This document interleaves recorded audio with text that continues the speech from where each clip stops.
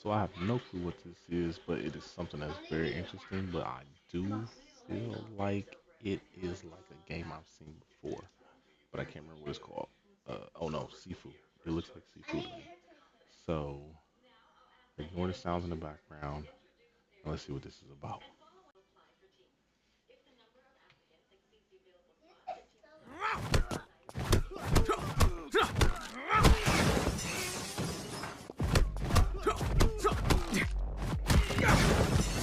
All I really need to show you for how excited I am for this game is these few seconds of gameplay clips that recently went viral. This is Acts of Blood, and this game should be on your radar if you love the realistic brutality that action games like Sleeping Dogs have, and hardcore martial arts movies as well. It doesn't try to be loud or overproduced, there just seems to be It's a like real seafood. weight behind every punch, every hit, and every frame of animation. The latest This looks like that alley on seafood where you fight everybody.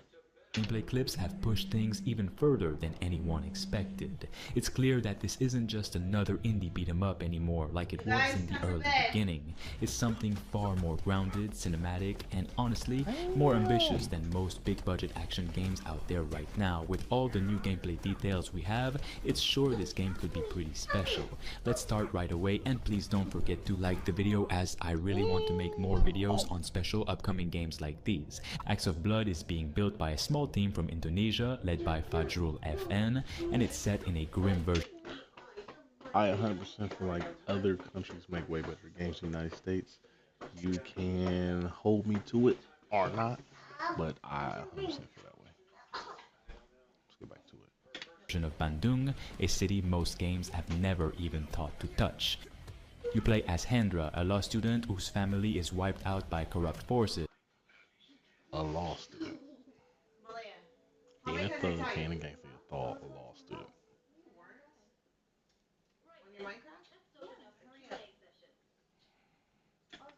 And when the system fails him, he takes matters into his own hands. It's not a superhero story or a stylized revenge fantasy. It's personal, brutal, and human. You can see it in how Hendra moves, how he fights, and how the world reacts to him. The biggest thing people are noticing right now is just how real the combat looks and feels. I ain't gonna lie, these physics low key look like Saint Row a little bit. Every hit connects like it matters. And enemies don't just fall, they stumble, they bleed. They react to pain. It's all physics driven, built to make every encounter feel raw and unpredictable. The fuck? If you could put a shiesty on this game, it's gonna be the shit. The developers have said they were inspired by Indonesian martial arts and realistic brawling rather than arcade-style combos. So when Andra elbows someone in the jaw or slams them into a wall, there's this ugly, believable crunch to it that's almost unsettling, and it's awesome. At the same time, the game isn't afraid to get creative with its tools. You'll I'm have gonna melee be weapons, playing and you this. can also grab guns when you find them. It's all situational. You might take on a gang with nothing but your fist and whatever's lying around, or switch to a firearm when things get desperate. So you can throw the hands in and shoot. One of these indie games is definitely gonna have to make like a Grand Theft Auto, but in a small city in the United States of their version of it.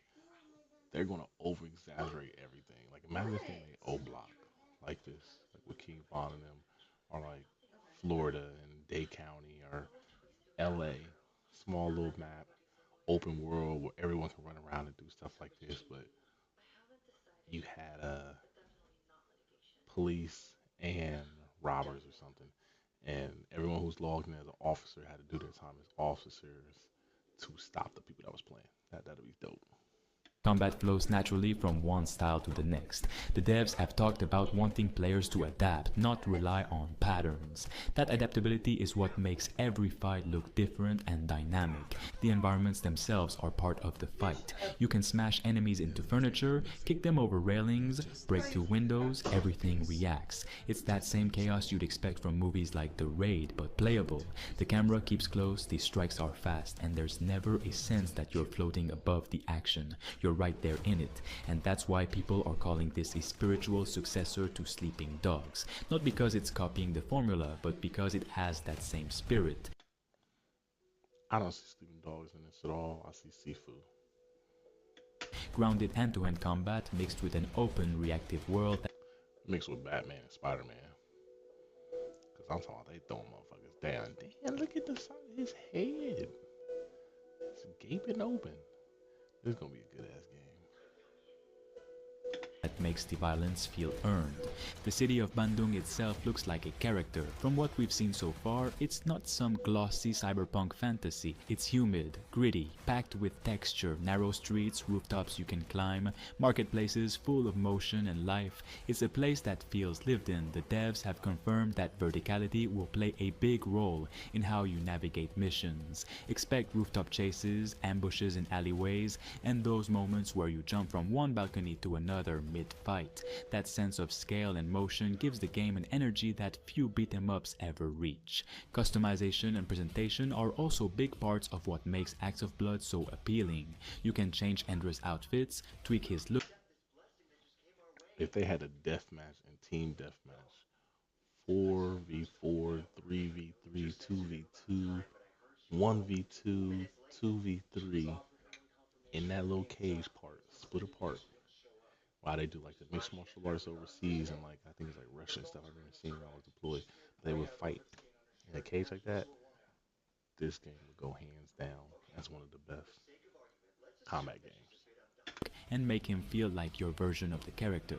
But what's even better is how expressive everything feels thanks to the art direction. The lighting, the reflections, the atmosphere, it's all cinematic without looking fake. The dev team is small, but they've clearly mastered the idea of making every frame look like a shot from a movie. They've also confirmed that the world reacts to how you fight. If you're reckless, people remember. If you fight clean, that has its own impact. It's a subtle system, but it's the kind of detail that gives replay value without making it feel like a numbers game. This is still very much a story-driven experience, but one where how you handle yourself in So if people remember, I wonder if there's multiplayer. It has to have multiplayer in this. combat says something about who your character is becoming, and that's where Acts of Blood really stands out. It's not just about fighting, it's about what fighting does to you. Hendra isn't a trained soldier or a superhero.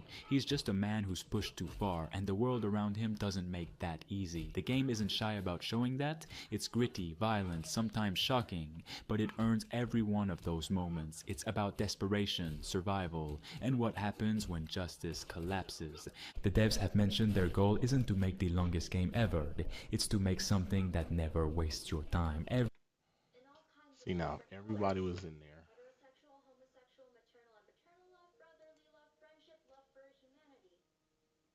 So if everyone is in here, all fighting, each of these people were individuals. That's what would set this game apart from everything else.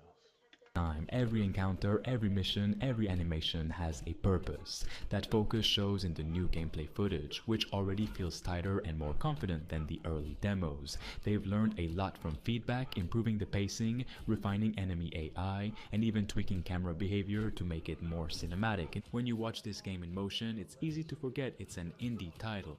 The animations flow smoothly, the lighting feels natural, and the physics give everything real weight. And that's the thing, indie teams like this one are proving that passion can rival production budgets. They're building something that looks like it could sit next to AAA games, but without the corporate filter.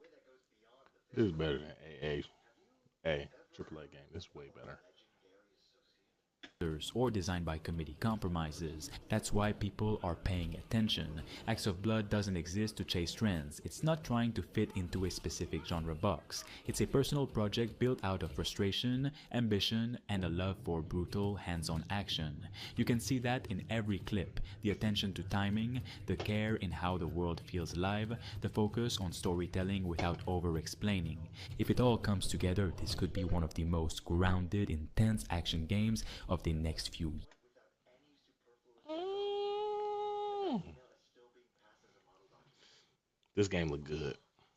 I can see this game me playing it and you want to watch it. It's a good ass game. Play. It's a good game. Liam, it's a good game.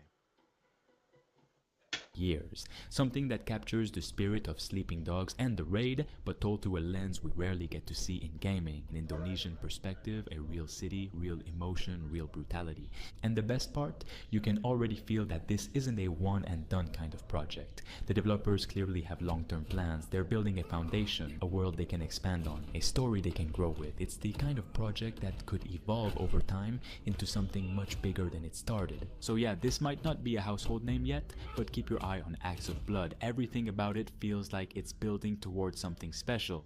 And if the full release lives up to what we're seeing now, this could easily end up being one of those rare indie games that breaks through and redefines what players expect from modern action.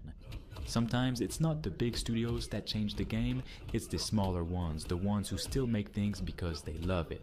Acts of Blood feels like one of those. In an era where most major studios are If you are an indie game developer, let me know. I will test your shit out. chasing trends, pushing out bloated open worlds packed with filler and live service systems, it's the smaller, more focused teams that are keeping the spirit of gaming alive. Acts of Blood isn't about keeping you grinding for meaningless unlocks or padding out playtime, it's about giving I see this for computer. I pray that this has console controls too. you an experience that actually hits hard, both in gameplay and in story. Every fight, every animation, every location feels deliberate. There's no corporate checklist in the background, no focus groups deciding what's marketable. Instead, it's pure creative vision, and you can tell that the people making this game are pouring themselves into it. Their culture, their style, their sense of cinematic storytelling. It's personal in a way most big studio releases just aren't anymore. I like this game. I'd 100% play it. I'd 100% buy it. $34, my ass. I'll make that 45, 45, $50. Especially if you can update your clothing. If you can update your clothing, this would be a bomb ass game. Especially with multiplayer fighting. Please let people fight together. But on to the next game. And we'll find that out soon.